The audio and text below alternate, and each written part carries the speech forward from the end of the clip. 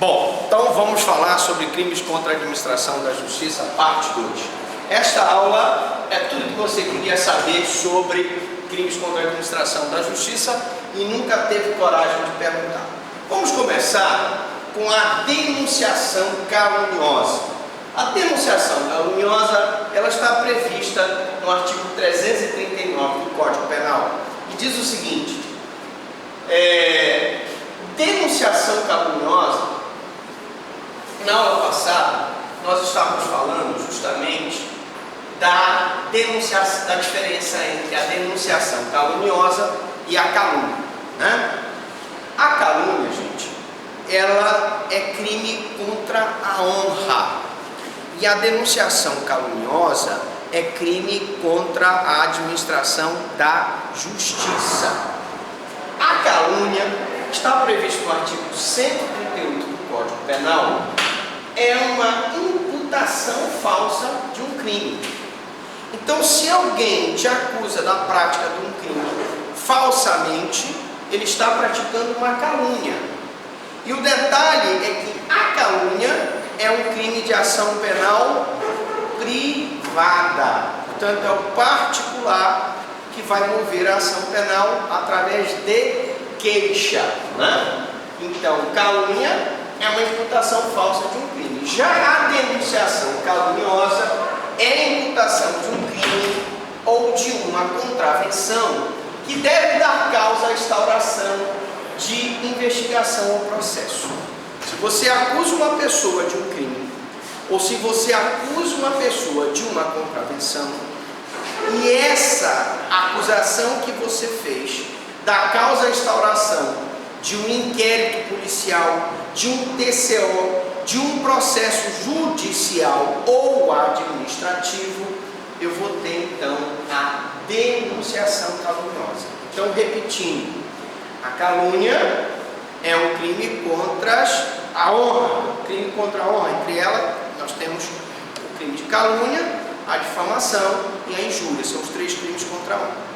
A denunciação caluniosa é o ato de dar causa a uma investigação ou uma instauração de uma investigação ou de um processo. Na calúnia, a intenção do agente é ofender a honra do sujeito passivo. Na denunciação caluniosa, a intenção não é ofender a honra, a intenção do agente é instaurar um procedimento ou um inquérito ou um processo contra o agente. Continuando a nossa aula de parte 2, os 2 crimes não irão existir conjuntamente. Ou ocorrerá a calúnia ou ocorrerá a denunciação caluniosa, dependendo da intenção do agente. E aí, como é que eu vou saber? Se o dolo, que é a vontade de produzir o resultado, está direcionado à ofensa à honra, eu vou tipificar na calúnia. Se o dolo está direcionado a instaurar um inquérito policial ou um processo contra uma pessoa, eu vou então tipificar na denunciação caluniosa. Comunicação falsa de crime. Comunicação falsa de crime ou contravenção é outro crime contra a administração da justiça. Ninguém pode comunicar falsamente um crime, fazer com que seja movimentado todo o aparato do Estado e ficar impune. Então, o artigo 340 é categórico.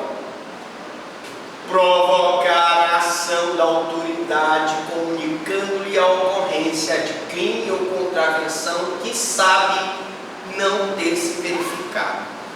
Você provoca a atuação do delegado de polícia, do escrivão, do investigador, fazendo uma ocorrência de um crime ou contravenção que sabe não ter verificado. Aconteceu um fato interessante. Um casal contratou uma babá para cuidar do filhinho novo, isso lá em Brasília. E a babá se apaixonou pelo marido da mulher, pelo patrão. E numa oportunidade que houve, o casal convidou a babá para ir numa festa. e a babá, por algum motivo, resolveu não ir. E o patrão foi com a patroa para tal festa e ela ficou então cuidando da criança que ficou dormindo. No acesso de ciúme, por algum motivo, ela pega e corta os cabos do computador do patrão, corta o cabo do break, corta o cabo do estabilizador, corta o cabo do teclado, com raiva por algum motivo, não sei, que teria acontecido. E aí, quando eles chegam no outro dia e veem tudo cortado, ela, para justificar o acesso dela de ciúmes, de raiva, ela diz que entraram lá, tentaram assaltar, e como não conseguiram, teriam cortado os cabos do computador. Uma história mirabolante. Essa pessoa acreditou no fato, foi na delegacia de polícia, comunicou então a ocorrência de crime ou contravenção e sabia não ter significado. Na verdade, era uma história que ela contou para justificar o fato. Reparem que a pena aqui é de detenção de 1 a 6 meses e multa. Esse crime é um crime de médio potencial ofensivo. É um crime de médio potencial ofensivo. O que significa médio potencial ofensivo? Crime de médio potencial ofensivo é aquele crime cuja pena máxima é superior a 2 anos, mas a pena mínima não é superior a 1. Então eu tenho os crimes de menor potencial ofensivo, os crimes de médio potencial ofensivo, os crimes de grave potencial ofensivo, os crimes de gravíssimo potencial ofensivo.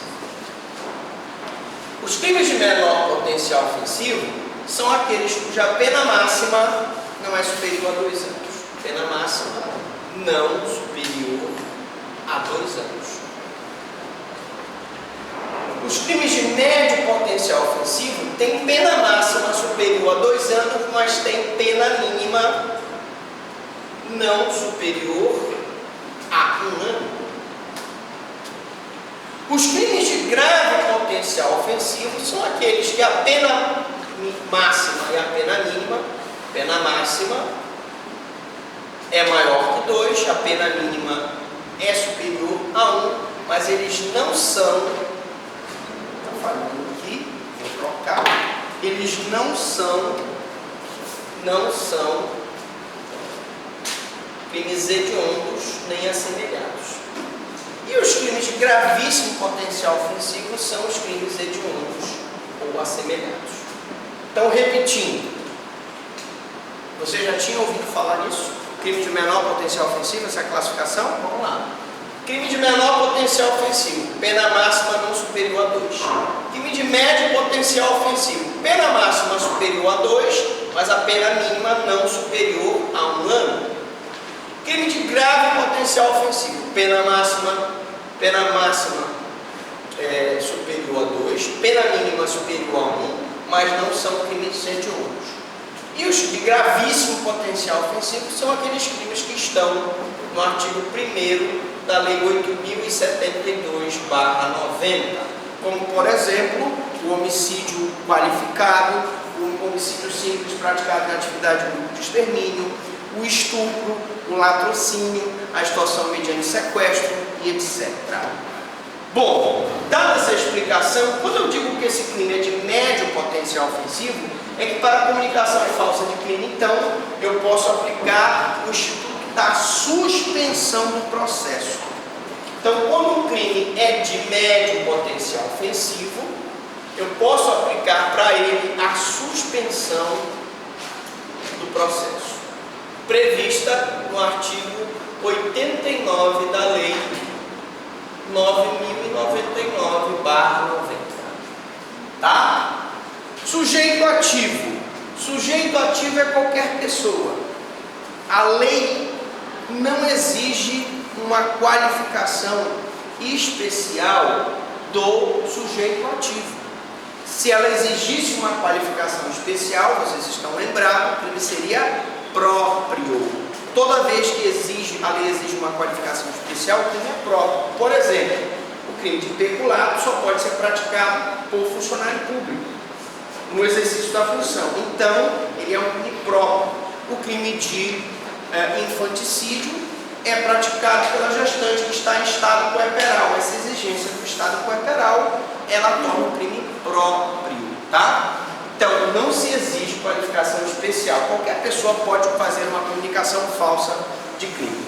Não se confunde com a denunciação caluniosa, que a denunciação caluniosa, como nós já vimos, é dar causa à instauração de um inquérito ou processo. Aqui não. Aqui, na denunciação caluniosa, o agente aponta a pessoa certa e determinada como autora da infração. Enquanto na comunicação falsa do crime isso não ocorre. Quando a tal empregada doméstica, apaixonada pelo patrão, fez a comunicação do crime, ela disse que tinha sido um elemento desconhecido que tinha entrado lá na casa e que tinha supostamente cortado os cabos e tentado subtrair os aparelhos do computador, quando isso não ocorreu.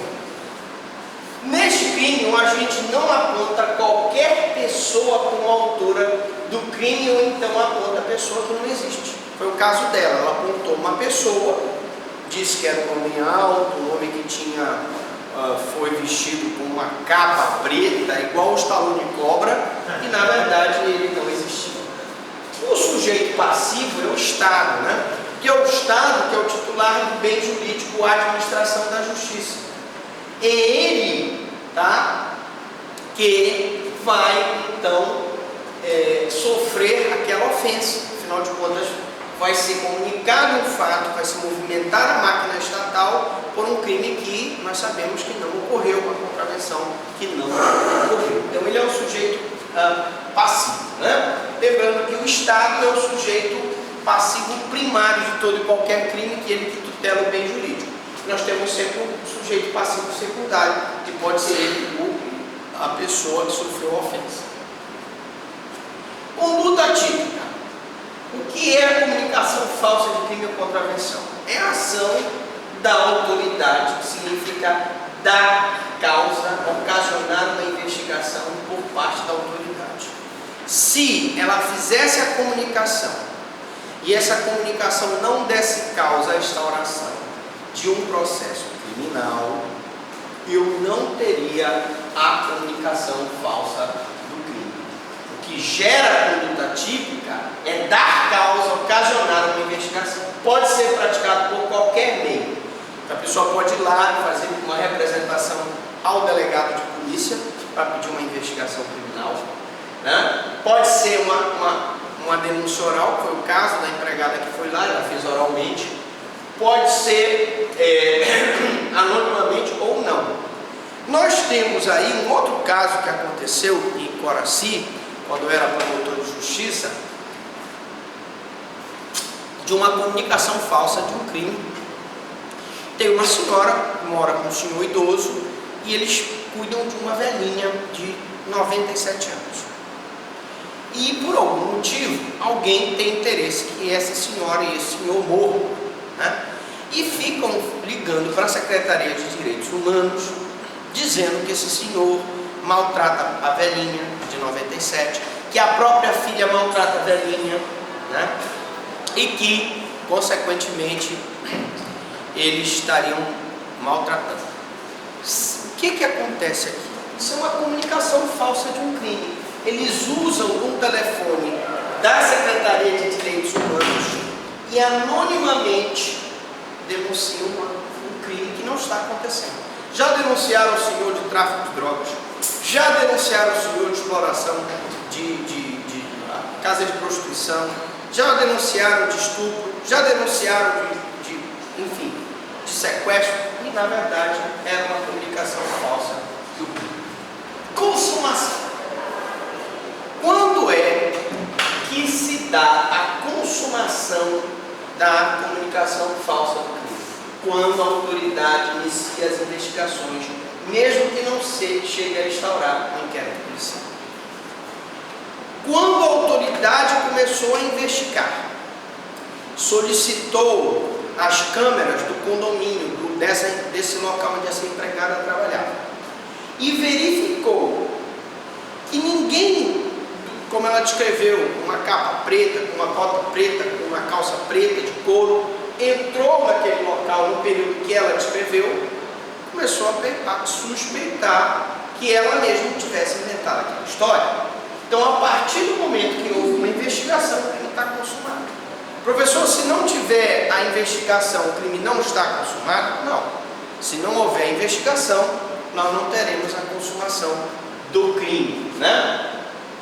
O tipo exige que o agente tenha pleno conhecimento de que o fato não ocorreu. E ela tinha pleno conhecimento que o fato não ocorreu. E a pessoa que está denunciando o velhinho, e a velhinha, tem pleno conhecimento que o fato não ocorreu. Por que nós sabemos disso?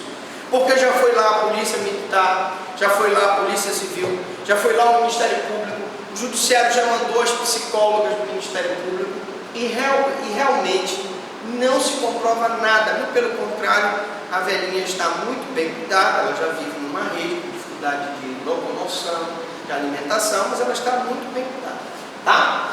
Então, dar causa, iniciar as investigações, mesmo que não chegue a instaurar um inquérito policial, já consuma o crime de comunicação de falsa de crime e contravenção. Eu chamo a atenção, senhores, que não é só comunicação falsa de crime. Se você fizer uma comunicação falsa de uma contravenção, você também responde. Então, nós temos visto muito lá na violência doméstica, mulheres que comunicam terem sofrido vias de fato por parte do homem e no final se comprova que não aconteceu. E aí? O homem poderia mover uma ação penal por uma comunicação falsa do crime. Não é verdade? E se fosse uma denunciação caluniosa, que ela está dizendo especificamente quem é, seria, no caso, uma denunciação caluniosa da mulher que se diz agredida e não é, o homem depois poderia, absolvido no crime no crime de lesão corporal no âmbito da violência doméstica, ele poderia mover uma ação de denunciação caluniosa contra a mulher que o denunciou falsamente, tá? Ok, vamos continuar. Não é possível, portanto, o dolo eventual. A pessoa, por assumir o risco de não ter acontecido o fato. Não existe isso. Aqui eu só admito o dolo direto. A pessoa sabe que não aconteceu, está inventando, está comunicando falsamente um crime ou uma contravenção. Segundo a maioria da doutrina, não há crime de comunicação falsa se o fato comunicado não ocorreu da forma descrita pelo agente, mas caracteriza outro crime da mesma natureza. O que significa isso? A pessoa pode dizer, por exemplo, que foi roubada quando ela foi assaltada. Por exemplo, A furta B. O Astrogildo furta o Bertolini. E este comunica que foi roubado com emprego de arma de fogo. Ora, uma coisa é o furto, que não é o emprego da violência ou grave ameaça, e outra coisa é o roubo, em que há o emprego da violência ou grave ameaça. Então, não responde pela comunicação falsa de crime 340, haverá crime, entretanto, se o fato comunicado por ele não for de natureza diversa, né? Se ele for de natureza diversa. Então, por exemplo, ele diz que ele foi furtado e, na verdade, ele foi estuprado. Eu tenho aqui um crime de natureza diversa. Aqui nós temos dois crimes contra o patrimônio, furto e roubo, né? Não responde pelo 340 nessa hipótese que ele comunica que foi roubado e, na verdade, ele foi furtado. Mas, se ele tiver sido estuprado e comunicar um outro crime, ele responde, porque aí nós teremos um crime contra o patrimônio e outro crime contra a dignidade sexual, naturezas diversas. A é furtada por B e comunica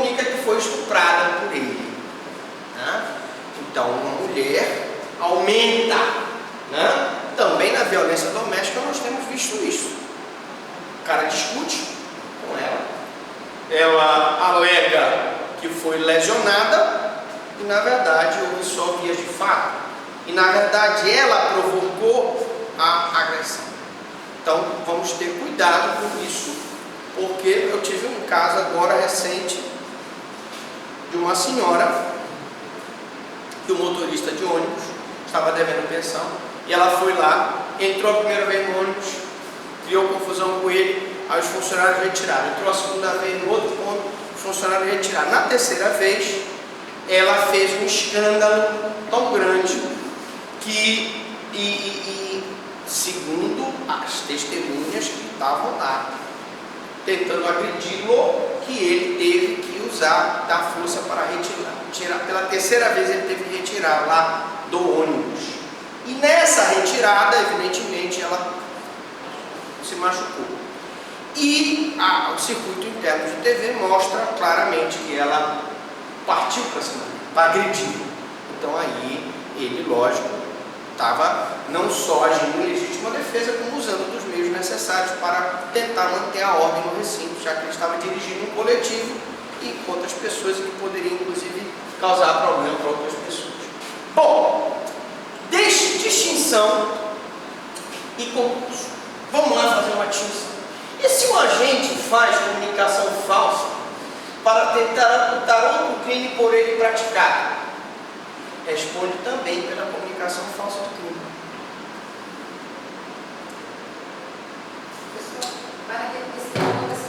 Por exemplo, só dando um exemplo aqui. Imagine a seguinte situação. Na Ilha do Mosqueiro nós temos muito furto de bomba, né? Bomba de água.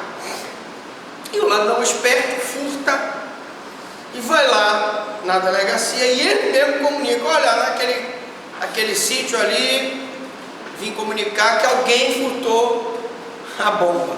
Foi ele mesmo. Né? Eu tive um caso desse. Foi mais ou menos assim. O cara, ele furtou a bomba e ele deixou a bomba, como tinha muito movimento na rua, ele tirou do local, né, que você sabe que dá trabalho para tirar a bomba, deixou na rua assim, um matinho, guardadinho. E foi pro cara e disse: olha, mano, eu tenho uma bomba aí, tu não queres? Eu quero penhorar essa bomba. Eles fazem isso, né? Tu me dá o dinheiro, eu te trago a bomba. Só que quando ele foi pegar a bomba num horário mais calmo, um dos parentes da vítima viu. E aí ele teve ainda a coragem de dizer pro cara, lá pro policial, que não tinha sido ele que tinha tirado. Só que o outro sobrinho também da vítima viu quando foi ele que tirou e deixou lá no matinho. Então tem muito esperto por aí. Você ia perguntar o quê? Naquele tipo de crime, a questão de mentir.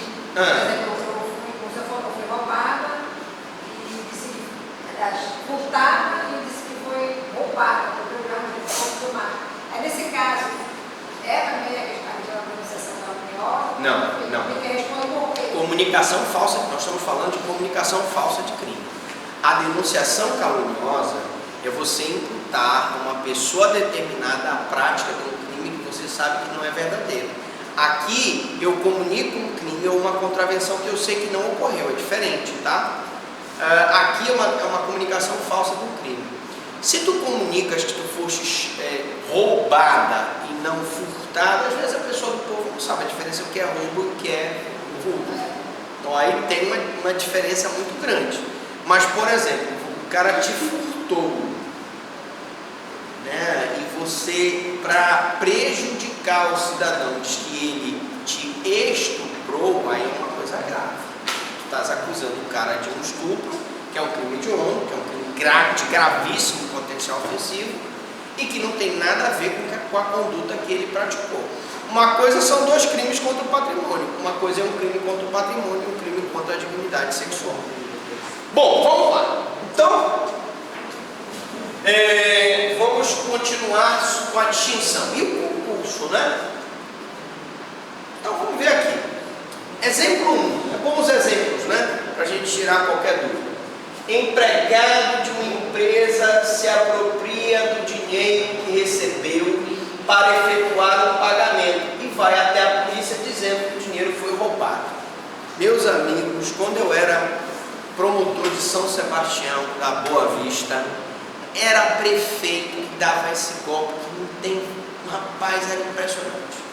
O prefeito recebia aquele dinheiro para pagar os funcionários e aí, olha o golpe dele, embolsava o dinheiro e dizia que tinha sido roubado, né?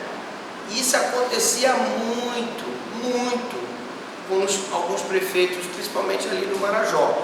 Agora, se ele é um empregado, recebe o dinheiro, se apropria desse dinheiro e diz que ele foi roubado, a mesma coisa, fez uma comunicação falsa do crime. Tá? Então ele responde pela apropriação indébita, ele se apropriou indebitamente do dinheiro. O senhor prefeito se apoderou do dinheiro dos funcionários também, e também vai responder em concurso por comunicação falsa de crime. Aí a pergunta é: concurso formal, material ou crime continuado?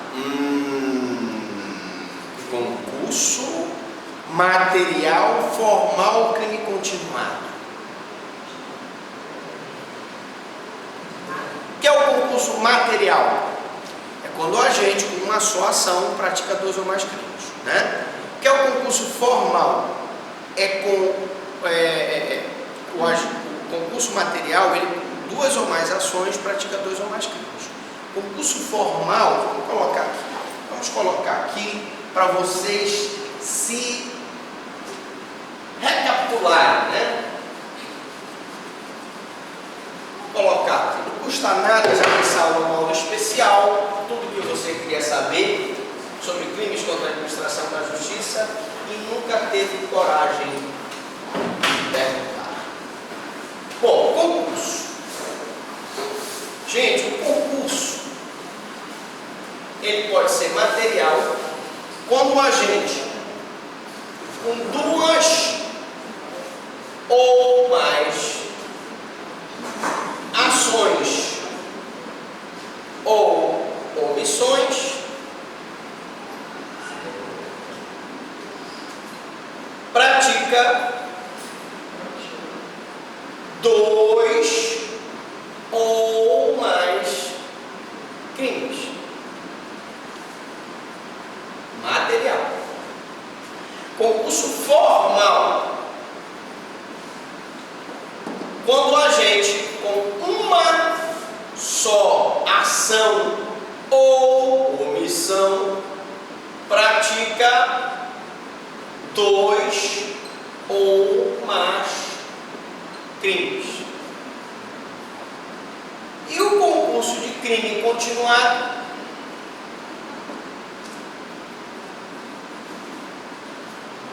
Ou continuidade delitiva, é o mesmo conceito do direito material, mas o fato de que um crime é a continuidade do outro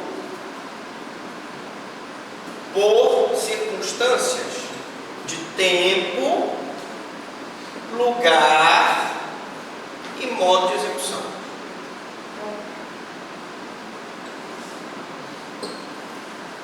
Gente, vocês concordam comigo que para ele praticar esses 2 crimes ele teve que agir com 2 ou mais ações ou omissões? Porque a primeira ação ele se apropriou do dinheiro e a segunda ação ele teve que ir na delegacia comunicar que ele tinha sido assaltado quando ele não foi.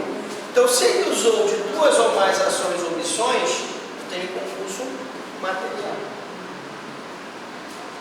Tá? Concurso formal. Por exemplo, eu estou aqui, né?